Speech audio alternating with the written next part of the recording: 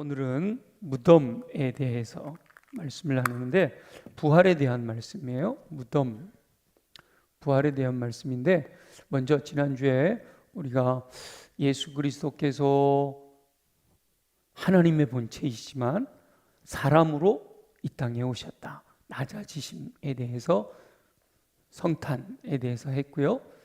십자가는 하나님의 사랑과 하나님의 공의가 완성되는 것이죠. 그래서 십자가의 사랑을 우리가 늘 기억해야 돼요.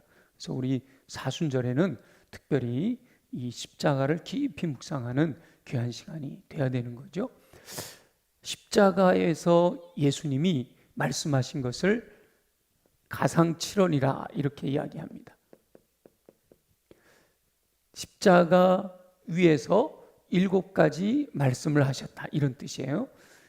예수님이 십자가에서 고통 중에도 말씀을 하셨는데 7가지 종류의 말씀을 하셨죠. 첫 번째는 무슨 말씀을 하셨을까요? 죄를 사하여 주옵소서. 죄 용서에 대한 조롱하고 핍박하는 그런 사람들을 향해서, 또 로마 군병처럼 못을 받고 그러는 그들을 향해서 예수님께서 저들의 죄를 용서하여 주옵소서. 저들이 하는 일을 알지 못하기 때문입니다. 두 번째는 뭘까요? 한편에 있는 강도가 오늘 당신의 나라에 임하실 때 나를 기억하소서. 그러니까 낙원을 약속하시죠. 네가 오늘 나와 함께 낙원에 있으리라 약속해 주셔요. 그 다음에 세 번째가 어머니를 의탁합니다. 요한에게 어머니를, 여자여 보소서 당신의 아들이니다 하고 여자를 요한에게 예수님이 어머니를 의탁하죠. 네 번째, 죄사함을, 낙원을, 그리고 어머니를 의탁하고 절규하시죠. 절규. 뭐라고 절규하셔요? 엘리 엘리 라마 사박다니, 하나님이여 하나님이여 어찌하여 나를 버리셨나이까 라고 절규하셔요. 그리고 목마르다 라고 말씀하시죠. 목마르다 하시니까 이제 해융 스폰지 같은 거에다가 신포도주를 묻혀서 드시라고 하지만 거부하시죠. 그 다음에 여섯 번째가 뭐예요? 아주 유명하죠. 다 이루었다. 다 이루었다라고 말씀하시는 거예요. 테텔레스타이라고 말씀. 이거는 이제 죄의 삭슬 다 갚았다. 그다음 마지막이 뭐예요? 영혼을 의탁하시고 숨지시죠. 영혼을 의탁하시고 돌아가셨어요. 요게 7가지 가상칠언이에요. 가상칠언. 아버지여 저들의 죄를 용서하여 주옵소서. 내가 오늘 나와 함께 낙원에 있으리라. 여자여 보소서 아들이니이다. 엘리 엘리 라마 사박다니, 목마르다. 다 이루었다. 아버지여 내 영혼을 아버지께 부탁하나이다 하고 운명하시잖아요. 이렇게 예수님께서 운명하셨을 때, 예수님이 운명하셨을 때 어떤 일이 벌어지는가 하면, 성전에, 예루살렘 성전의 휘장이 찢어져요. 예루살렘 성전의 휘장이 찢어져요. 성전은 우리가 로마 모세의 성막에서 알 수 있듯이, 성전은 여기가 이제 요 안에 들어가면, 이건 울타리고요. 울타리. 여기가 동쪽이 문이 돼서 들어가면, 제일 먼저 들어가면 번제단이 있고 물두멍이 있고, 여기로 들어가면 떡상이 있고 등대가 있고, 여기가 분향단이 있고요. 여기가 지성소가 있는 거예요. 여기 지성소, 이게 성막만 이런 게 아니라 예루살렘 성전에도 요 성전에도 요게 그대로, 규모만 더 커진 거지 이 형태는 그대로인 거예요. 그런데 요 지성소와 성소를 나누는 요게 휘장이에요. 휘장. 아주 두꺼운 휘장으로 이렇게 높은 휘장이 이렇게 쳐져 있어요. 그래서 여기 안에 지성소에는 우리 대속죄일 희생제사에서 대속죄일을 배웠었잖아요. 1년에 한 번 대제사장이 1년에 한 번만 들어갈 수 있는 그런 곳이에요. 시골교회를 다니셨던 분들 혹 기억나시나요? 이렇게 예배당이 강단이 있으면 이렇게 벽이 있잖아요. 그럼 벽하고 회중 사이에 여기에 뭘 둬요? 휘장, 막이라 그러죠. 휘장을 이렇게 만들어 놨잖아요. 그 사실은 뭐 연극하려고 만들어 놓은 게 아니고, 보통은 연극할 때 그죠? 막았다가 닫았다가 그러는데 그런 게 아니고 옛날에 지성소와 성소처럼 보여지는 거예요. 그래서 평상시에는 막아놨다가 예배 드릴 때는 열어놓고 그러잖아요. 그것처럼 여기 휘장이 있었는데 이 휘장이 찢어졌어요. 찢어졌는데 어떻게 찢어졌냐면 위에서 아래로 찢어졌어요. 이 말은 무슨 말인가 하면 성경을 잘 볼 때 위에서 아래로 찢어졌다도 굉장히 중요해요. 왜냐하면 사람이 찢으면 어디서 찢게 되죠? 아래에서 찢게 되죠. 그죠? 저 꼭대기 올라가고 그렇게 못 찢잖아요. 위에서 찢어졌다는 건 하나님이 찢으셨다라는 거예요. 그리고 요거는 지성소로 들어가는 길이 열린 거예요. 지성소로 들어가는 길이 열린 거예요. 그래서 예수님이 길이요 진리요 생명이신데, 여기 지성소에 하나님의 언약궤가 있고 언약궤 위에 뭐가 있냐면 시은좌가 있잖아요. 시은좌라고도 하고 속죄소라고도 하는데, 속죄소 여기 이제 요거를 뭐라고 하냐면 은혜의 보좌, 은혜를 받는 의자, 이렇게 은혜의 보좌라고 하는 거예요. 그래서 우리가 예수 그리스도를 십자가 보혈의 능력을 의지하면 은혜의 보좌 앞에 어떻게 들어가게 되죠? 담대히 들어간다. 은혜의 보좌 앞에 담대히 들어갈 수 있다 그러잖아요. 누구든지 뭐만 있으면 구약에서는 대제사장만 들어갈 수 있지만 예수 그리스도께서 길을 열으신 이후에는 이 은혜의 보좌 앞에 누구든지 믿음으로 담대히 들어갈 수가 있게 되었다. 저와 여러분들이 지금 은혜의 보좌 앞에 여기 하나님이 이제 성전으로 비유를 하면 은혜의 보좌 앞에 하나님 계신 이곳에 누구든지 믿음으로 나와서 예배할 수 있는 거예요. 구약 시대에는 우리가 이렇게 마음껏 함께 예배할 수가 없죠. 누구만 해요? 제사장들만 들어와서 하나님께 우리는 저기 밖에서 제단에서 불태우고 죄 용서받고 이것만 하고, 실제로 은혜의 보좌 앞에 누구만 들어가는 거예요? 제사장만 들어가는 거죠. 근데 지금은 누구든지, 그래서 만인 모든 사람들이 다 제사장의 역할을 하는 거예요. 누구든지 다 은혜의 보좌 앞에 담대히 들어갈 수가 있다라고 하는 거예요. 그리고 이제 예수님이 돌아가시니까, 예수님이 돌아가셨을 때 제자들은 다 도망을 갔어요. 예수님이 운명하셨을 때 다 도망을 갔단 말이에요. 그런데 요때 숨겨진 제자라는 표현을 쓰는데, 드러나지 않던 제자, 평상시에는 드러나지 않던, 예수님이 이렇게 가시면 12명의 제자들이 졸졸졸 따라다니잖아요. 그죠? 같이 다녔잖아요. 예수님이 이렇게 가면 좌우로 이렇게 쭉 넓은 길을 이렇게도 가고, 이렇게 한 줄로 쭉 서서도 가고, 사람들이 몰려다니면서 이렇게 예수님과 같이 함께 다니던 사람들은 드러난 제자들이었단 말이에요. 그런데 예수님이 운명하시던 순간에는 그 드러났던 제자들은 다 도망가 버렸어요. 예수님의 제자들은 다 도망갔어요. 그런데 이 숨겨진 제자 중에 한 사람인 아리마대 사람 요셉이에요. 이름이 요셉이에요. 그리고 어디 출신이냐? 아리마대 출신이다, 이런 뜻이에요. 가룟 유다, 가룟 출신의 유다다, 이런 뜻이잖아요. 그죠? 아리마대 요셉은 부자였어요. 근데 이 아리마대 요셉이 빌라도를 찾아가요. 빌라도를 찾아가 가지고 예수님의 시체를 달라고 요구를 합니다. 예수님의 시체를 달라고 요구해요. 그러니까 빌라도가 아니 벌써 죽었다고? 이렇게 얘기하는 거죠. 보통 예수님의 이렇게 십자가에 못 박히게 되면 길게는 일주일까지도 안 죽는 사람도 있다고 그래요. 근데 예수님은 몇 시간 만에 돌아가셨어요? 6시간 만에 돌아가신 거죠. 그러니까 빌라도가 아리마대 요셉이 빌라도에 가서 시체를 요구하니까 벌써 돌아가셨다고? 야, 확인해봐. 그러니까 거기 백부장이 뭐 하죠? 예수님의 옆구리를 창으로 찔렀어. 그랬더니 물과 피가 쏟아지더라. 살아있으면요 피가 나오는 거예요. 피가. 근데 물과 피가 흘렀다 이 말은 이미 죽었다 이런 뜻이에요. 그래서 안 죽은 옆에 있는 강도들은 안 죽었으니까 이제 곧 안식일이 되어지니까 그 매달아 놓고 그러면 다리를 꺾어버려요. 도망가지 못하게 다리를 꺾어갖고 이렇게 처리를 하는데, 예수님은 이미 돌아가셨기 때문에 다리를 꺾을 필요가 없어서 그냥 그 시체를 그대로 장사를 지내는 거예요. 그래서 이 아리마대 요셉이 빌라도에게 예수님의 시체를 요구하고 새로 판 무덤에,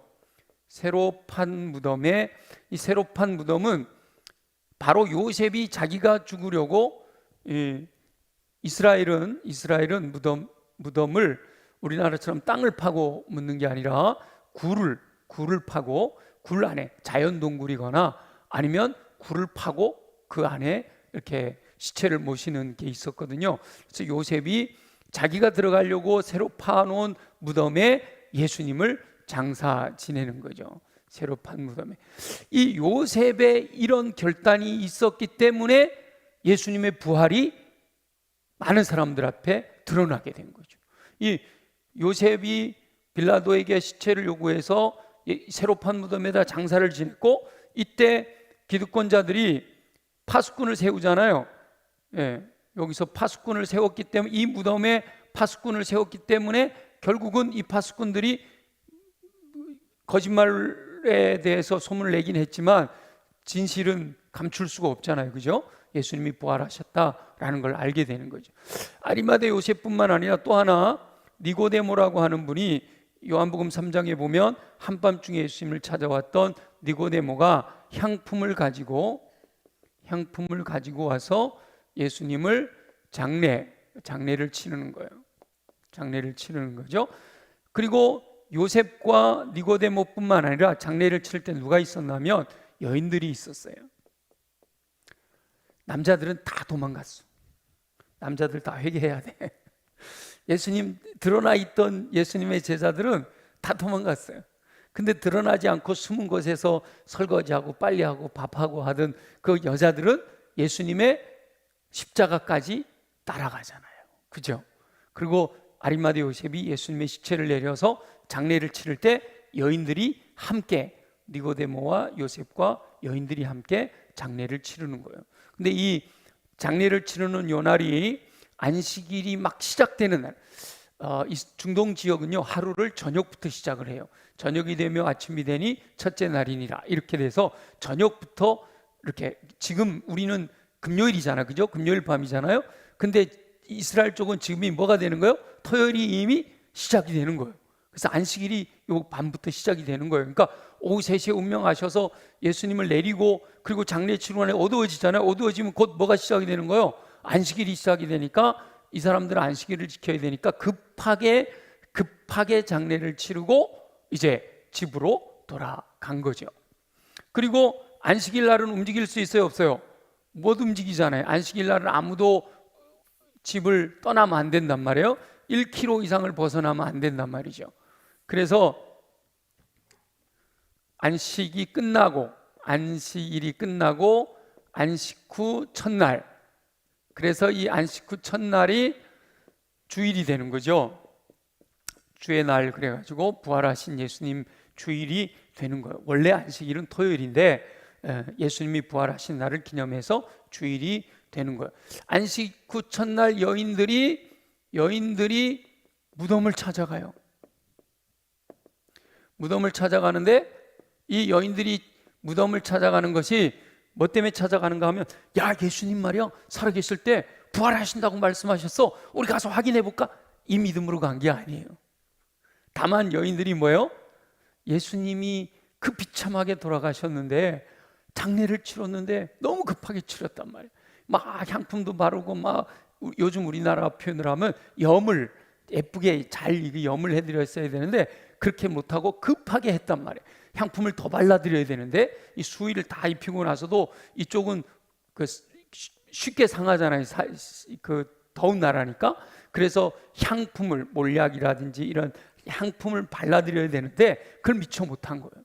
그래서 안식 후 첫날 이른 새벽에, 옛날 성경이 참 표현이 좋았는데 미명, 그죠? 미명, 미명, 새벽 안식 후 첫날 미명에, 그러니까 어슴푸레하게 아직 해가 환하게 올라오지 않고 어둑어둑한, 그러니까 얼마나 급했으면 그 어둑어둑한 그 새벽에 무덤을 찾아갔다라는 거예요. 근데 믿음으로 인해서 찾아간 게 아니라 예수님을 사랑하는 마음으로 찾아간 거예요. 그래서 예수님을 사랑하는 마음도 굉장히 귀한 거지만 거기서 우리는 한 걸음 더 나가서 진짜 믿음으로 나가야 될 줄로 믿습니다.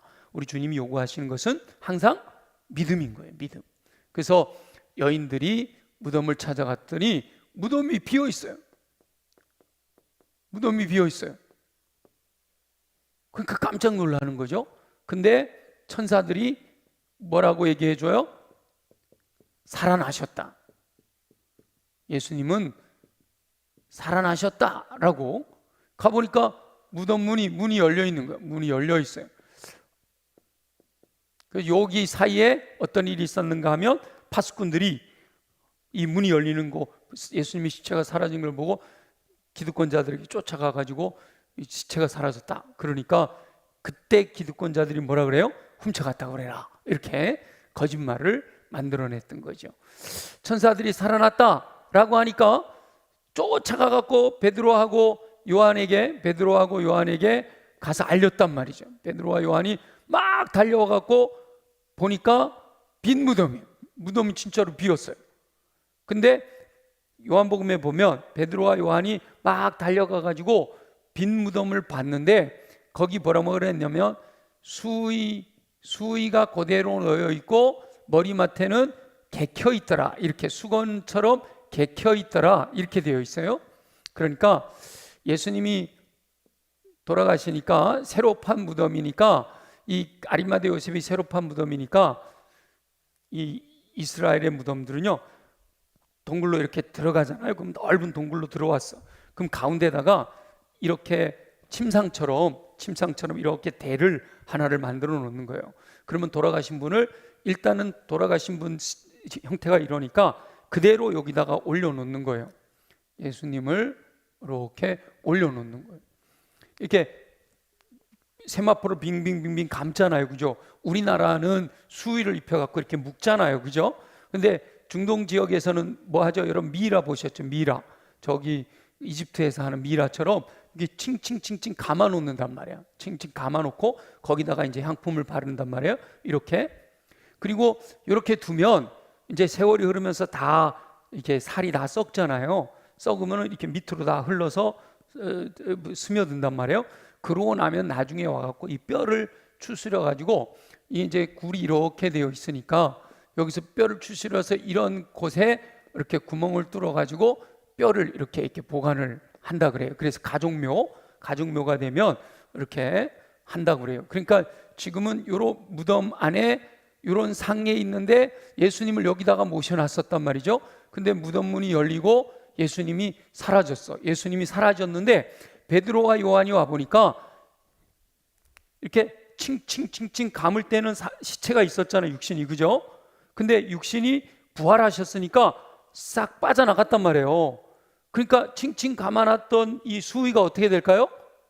그대로 내려앉는 거예요. 그대로 내려앉는 거예요. 그러니까 수위가 이렇게 차곡차곡 이렇게 수건을 이렇게 개어 놓은 것처럼, 예쁘게 이렇게 개어 놓은 것처럼 그대로 이렇게 돼 있던 게 가라앉았다는 거예요.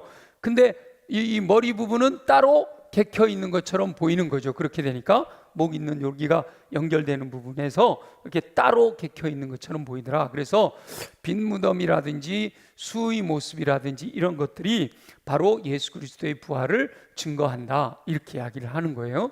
그래서 그 수의가 뭐 이렇게 발견됐다 그래가지고 그 발견된 수의를 보니까 이 부활하실 때 뭔가 강렬한 열 같은 게 있어갖고 이 수위에 살짝 그을린 자국 같은 게 있더라, 뭐 이런 이야기들도 있어요. 근데 그런 거는 확인할 수 없지만 이렇게 무덤이 비어 있다거나 수위가 개켜 있었던 것처럼 보여진 이런 아주 작은 단서들이 예수 그리스도께서 부활하셨다라고 하는 부활의 증거가 됩니다. 파수꾼들의 이야기도 그렇고 이런 것들이 전부 부활의 증거가 되는 거죠. 그래서 예수님이 살아나셨다, 부활하셨다. 근데 부활하셨다 하는데 증거가 없는 거예요. 증거가. 사람들이 그 증거가 있다 하더라도 안 믿는 거죠. 그래서 부활은 증거로 우리가 믿고 안 믿고 하는 게 아니라 믿음의 문제가 되는 거예요. 믿음. 항상 예수 그리스도를 믿는 믿음은 오직 의인은 뭘로 말미암아 산다? 믿음으로 말미암아 사느니라. 그렇게 얘기하는 거예요. 그래서 믿음이 중요한 거예요. 보지 않고 믿는 믿음이 더 크다. 우리 예수님이 그렇게 말씀하시잖아요. 그러니까 제자들이 와서 봤는데도 못 믿겠다. 그리고 다 뿔뿔이 흩어지고 그러잖아요. 그래서 이 부활은요, 부활은 어떻게 보면 기독교의 본질이거든요. 기독교의 본질인데 뭔가 증거를 요구하는 거, 그래서 우리가 부활에 대한 증거를 찾아보는 것도 굉장히 중요해요. 그래서 부활주일이 되면 부활의 증거에 대한 설교들도 가끔 하는데, 그러나 더 중요한 것은 뭐냐면 믿음의 문제가 돼요. 아무리 증거가 있어도 믿지 못하면 소용이 없는 거죠. 그래서 믿음으로 고백하는 것이 중요한 거예요. 그래서 부활신앙으로 살아가야 된다라고 얘기하는 거죠.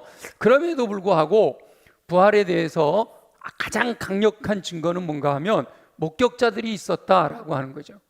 목격자들, 부활하신 예수님을 만난 목격자들이 있었다. 자, 첫 번째 목격자가 누구였을까요? 막달라 마리아였죠. 막달라 마리아. 똑같이 여인들이에요. 여인들이 예수님의 무덤을 찾아갔을 때 비어있는 무덤을 보고 다른 여인들은 전부 쪼르르 제자들한테 달려갔어요. 근데 막달라 마리아는 거기서 한탄을 하고 있는 거예요. 예수님의 시체가 어디 갔을까? 막 이렇게 한탄을 하고 있는데 예수님께서 그 옆에서 여자여 어찌하여 울고 있느냐? 그러니까 동산지기인 줄 알고 당신이 예수님의 시체를 가져갔으면 우리를 주세요. 그래요. 그럴 때 예수님이 막달라야 마리아야 부르니까 라비오 라보니오 그러잖아, 그죠? 그래서 막달라 마리아가 예수님을 처음 만난 사람, 부활하신 예수님을 처음 만난 사람이 되는 거예요. 그래서 심지어 예수님이 이 막달라 마리아가 예수님을 붙들려고 하니까 예수님이 뭐라 그러셔요? 아직 나를 만지면 안 된다, 이렇게 얘기하시는 장면이 나오잖아요. 막달라 마리아. 그 다음에 어떤 사람들이 목격자가 되는가 하면 엠마오로 내려가는 두 제자가 있어요. 엠마오로 내려가는 두 제자가 목격자가 되는 거예요. 이 엠마오로 내려가는 두 제는 원래 예수님을 따르던 사람들이잖아요. 근데 예수님이 십자가에서 죽으시는 것을 보고 실망해서, 예수님이 십자가에서 죽으시는 모습을 보고 실망해서 엠마오, 아마도 고향이었을 가능성이 많은데 엠마오로 내려가고 있는 거예요. 엠마오로. 그런데 엠마오로 내려가는 두 제자에게 누가 동행하세요? 예수님이 동행하시는 거예요. 예수님이 그 길에 함께 가시는 거예요. 그러니까 근데 놀라운 거는 예수님인 줄 몰라본다는 거예요. 왜 그랬는지는 모르겠어. 성경에 왜 몰라봤는지에 대한 이야기가 안 나와요. 근데 어쨌든 몰라봤다는, 변하셔서 이게 부활하신 모습이라 변화된 모습이라 그랬는지 모르지만 어쨌든 동행하는데도 불구하고 몰라봐요. 그런데 몰라보는데 내려오면서 우리는 말이야 예수님이 인류를 구원하실, 이스라엘을 구원하실 메시아인 줄 알았는데 저렇게 허망하게 돌아가시다니, 그러면서 막 실망하면서 자기들끼리 얘기하며 내려가는데 예수님이 동행하시는 거예요. 그러면서 믿음 없는 것에 대해서 안타까워하시는 거예요. 믿음은 성경에 기록된 것을 더디 믿는 자들아, 이러면서 안타까워하시면서요, 말씀에 성경에 메시아에 대해서, 예수 그리스도에 대해서 기록된 것들을 풀어서 설명해 주시는 거예요. 풀어서 설명해 주고 계시는 거예요. 근데 이때는 몰랐어요. 이때는 몰랐는데 나중에 예수님인 줄 알고 나서 생각하니까 말씀을 풀어주실 때 뭐 했어요? 마음이 뜨거워지더라. 마음이 뜨거웠지 않았냐? 마음이 뜨거웠다 그랬어요. 마음이 뜨거웠다. 이 마음이 뜨거웠다라는 게 여기 뭐 좀 불이 났다 이런 말이 아니라, 여러분 우리가 하나님 말씀을 들을 때 그냥 밋밋하게 아유 그렇구나 이게 듣는 게 아니라 우와 진짜네 막 우와 이러면서 마음이 막 이렇게 감동이 되잖아요, 그죠? 그거를 마음이 뜨거웠다 이렇게 표현을 하는 거예요. 말씀을 들을 때 아 그렇구나 내가 죄인으로구나 이렇게 깨달아진다든지, 아 그렇지 말씀대로 되어질 거야 믿음이 생긴다든지, 아니면 그렇지 주님이 내게 이런 비전을 주셨어 라고 하는 게 꿈이 생긴다든지, 그래서 마음이 막 감동이 북받쳐 오르는 거를 마음이 뜨거웠다 이런 표현을 하는 거예요. 이거를 현대인들이 그리스도인들이 뭐라 그래요? 은혜 받았다 표현을 쓰는 거예요. 마음이 뜨거웠다 이거를 이제 그런 경험을 했을 때 은혜 받았다 이런 표현들을 쓰는 거예요. 그래서 마음이 뜨거웠다. 근데도 아직도 몰라. 그런데 제자들이 더 엠마오로 내려가려고 엠마오로 내려가는데 어두워졌어요. 그래서 머무르려고 이제 여기서 자고 갑시다 그러는데 예수님은 더 가려고 하시니까 요 제자들이 강권해요. 식사를 하고 갑시다, 자고 갑시다, 강권하셔요. 그래서 이렇게 강권하여 식사 중에 예수님이 축사 기도하시는 거죠. 감사 기도를 하시는 거예요. 감사 기도를 하시는 거예요. 예수님이 언제 주로 감사 기도 하셔서 밥 먹을 때 했죠? 오병이 여기저기를 일으키실 때, 그죠? 오병이를 가지고 하늘을 우러러 축사하시고 떼어내 주셨잖아요. 그런 것처럼 이때도 강권하여 식사하자라고 했을 때 예수님이 축사하며 감사 기도하는데 제자들의 눈이 뜬 거예요. 눈이 떠졌어요. 그래서 예수님을 알아봤어. 예수님을 알게 되었어요. 근데 예수님은 사라졌어. 예수님 사라졌어요. 예수님은 부활하신 다음에는요 시간과 공간을 초월하시는 거예요. 그래서 문이 다 잠겨 있어도 샥 나타나실 수도 있고, 여기서 갑자기 사라져서 저기서 나타나실 수도 있고, 부활하신 다음에는 시간과 공간의 제약을 넘어서신 거죠. 사라지셨어. 그럴 때 제자들이 생각을 하는 거예요. 예수님인 줄 알아봤단 말이죠. 알게 됐단 말이죠. 야, 이분이 예수님이셨네. 근데 왜 우리가 몰랐지? 아까 내려올 때 말씀을 풀어주실 때 우리 마음이 뜨거웠었어. 맞아. 야, 우리가 부활하신 예수님을 만났어. 그리고 바로 예루살렘으로 올라가요. 예루살렘을 떠나서 엠마오로 내려가던 사람들이 예루살렘으로 즉시 올라갑니다. 즉시 예루살렘으로 올라가. 그래 예루살렘에 올라갔더니 제자들이 모여 있는데 이들도 목격담을 얘기하는 거예요. 예수님이 베드로에게도 나타나셨대. 막달라 마리아에게도 보이셨대. 예수님이 제자들에게 부활하신 예수님이 나타나셨어. 부활하신 예수님을 만났어. 이런 얘기들을 하는 거죠. 그랬더니 이 엠마오로 내려가던 두 제자도 우리도 엠마오로 내려가다가 예수님을 만났어. 이러고 이제 서로 목격담을 이야기하면서 확신을 갖게 되고 그 확신으로 인해서 기쁨을 얻게 되는 거죠. 확신으로 인해서 기쁨을 얻게 되는 일들이 바로 이 목격자들을 통해서 부활하신 예수님이 부활하셨다라고 하는 것이 확실하게 증거가 되어진 거예요. 근데 어느 날은 11명의 제자가 11명이 아니고 이때는 10명이었겠네요. 도마는 없을 때니까 가룟 유다가 없고 도마가 없는 10명의 제자들이 모여있을 때 10명의 제자들이 문을 걸어 잠그고 모여있을 때 예수님이 나타나셔서 샬롬 평강이 있을지어다 그렇게 하셔요. 그리고 예수님이 부활하신 예수님이 성령을 받아라 그러시죠. 성령을 받아라. 그렇게 해서 여기 있던 제자들이 부활하신 예수님을 목격했어요. 근데 이때 누가 없었냐면 도마가 없었어. 도마는 우리가 흔히 뭐라 그러죠? 의심 많은 도마 그러잖아, 그죠? 근데 사실은 의심이라면 우리가 부정적인 생각을 갖게 되는 건데 이 도마가 난 못 믿겠어 이런 어떤 의심이 많다기보다는 우리가 왜 부정적인 뭐든지 의심을 해가지고 못 믿겠어 나 그거 못 믿어 이런 사람들이 있는가 하면 야 그거 증거가 있어야지 더 확실한 증거 없어? 이런 사람들이 있잖아요, 그죠? 그냥 무조건 못 믿겠어 이런 사람들하고 야 좀 확실하게 확인해봐 돌다리도 두들겨 보고 가는 사람들이 있잖아요, 그죠? 이 도마는 그런 의미에서 의심 많은 도마라기보다는 뭐든지 확인해 보려고 하는 사람이었다. 뭐든지 확실해야만 믿는 사람이었다. 이렇게 이해를 하시면 돼요. 그런데 도마가 마침 이 예수님이 나타나셨을 때 없었단 말이에요. 근데 다시 예수님께서 11명의 제자가 다 모여 있는 곳에 나타나셨어요. 그러면서 도마에게 말씀하시는 거예요. 내 손을, 이 도마가 그러잖아요. 아, 예수님 부활하셨다고? 그럼 나는 예수님 오시면 이 못 박힌 손에 내 손을 넣어보고 옆구리 찔린 거 아니까 거기다 내 손을 넣어봐야 믿겠어. 그랬단 말이에요. 그 예수님이 나타나셔가지고 도마에게 손과 옆구리를 만져봐라. 근데 그때 도마가 했던 말이 뭐라고 그래요?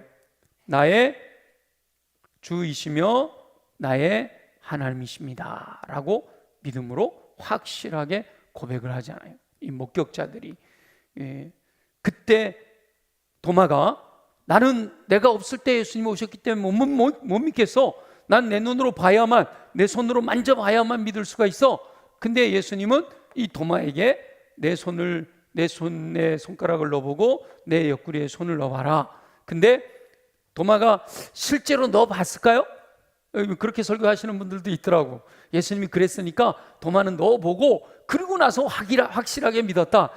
근데 저 같으면 넣어봐라 그래도 감히 넣어보지 못했을 것 같아요. 그죠? 안 넣어봐도 뻔히 알잖아, 예수님인지. 그죠? 근데 뭐 굳이 그걸 넣어봐야 알겠어요? 그래서 나의 주여 나의 하나님이시라 그랬을 때 예수님이 보지 않고도 믿는 믿음이 진짜 믿음이다. 그래서 우리 믿음은 뭐라고 그러죠? 히브리서 11장 1절에 믿음은 바라는 것들의 실상이고 보이지 않는 것들의 증거다. 그렇게 말씀하시는 거예요. 그래서 부활은 우리가 그러잖아요. 사람들이 아무리 정확한 증거들을 갖다 내놓고 얘기를 해도 내가 안 믿으면 그만인 거예요. 그죠? 근데 아무리 증거가 없어도 내 안에 믿음이 생기면 믿음은 바라는 것들의 실상이 되는 거예요. 없는 것처럼 보이지만 있는 것처럼 증거로 나타나는 거죠. 그래서 믿음이 중요하다라고 말씀하고 있는 거예요. 그 예수님이 부활하신 것이 분명하다. 예수님은 무덤을 깨뜨리고 사망 권세 이기시고 부활하셨는 줄로 믿습니다. 그래서 우리는 이 믿음으로 살아야 되는 거예요. 이 믿음으로, 이 부활 신앙으로 살아가야 되는 거예요. 예수님이 부활하셨다, 보지 않고 믿는 믿음이 더 크다 그러셨으니까 우리는 지금 2000년 전에 계셨던 예수님 또 승천한 하나님 보좌 우편에 계신데 우리가 뭘 봐야 믿겠어요? 그죠? 근데 이렇게 전해주시는 목격자들이 전해줘서 기록되어져 있는 하나님의 말씀, 그 말씀을 신뢰하는 믿음으로 부활의 신앙을 가지고 살아가는 거죠. 이렇게 부활하신 예수님이 또 다시 언제 또 나타나시는가 하면 갈릴리 바닷가에 고기 잡으러 간 베드로와 함께 있는 제자들에게 나타나셔서 베드로에게 오른편에 그물을 던져라. 그 고기를 153마리 잡잖아요. 강가로, 호숫가로 나와서 고기를 구워놓고 예수님께서 같이 드시면서 베드로야, 시몬의 아들, 요한의 아들 시몬아, 네가 나를 사랑하느냐 하면서 그때 또 부활하신 예수님이 만나 주셨고요. 그리고 부활하신 예수님이 40일 동안을 제자들과 함께 계시면서 하나님의 나라 비밀을 알려주셔요. 이미 3년 반 동안을 하나님의 나라에 대해서 가르치시고 병든 자를 고치시고 귀신을 쫓아내시고 하나님의 나라를 전파하셨던 예수님이시지만 부활하신 다음에 또다시 제자들에게 하나님의 나라에 대해서 가르쳐 주셔요. 그리고 요 40일이 지났을 때 예수님은 승천하시는 거예요. 하나님의 나라로 올라가시는 거죠.